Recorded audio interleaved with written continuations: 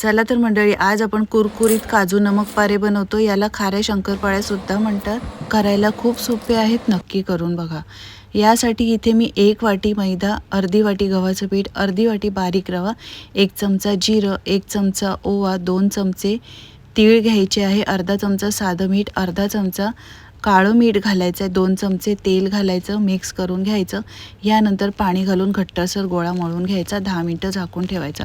साठा बनवण्यासाठी इथे 2 चमचे मैदा, 1 चमचा साजूक तूप घालून मिक्स करून घ्यायचं। यानंतर मळलेलं पीठ पुन्हा तेल लावून मळून घ्यायचं आहे। मळलेल्या पिठाचे 4 गोळे करून 4 चपात्या लाटून घ्यायच्या। एक एक चपातीवर अशा पद्धतीने हा साठा लावून घ्यायचा आहे। शेवटी चौथी चपाती ठेवायची, दाबून घ्यायचं आणि थोडंसं लाटून घ्यायचं।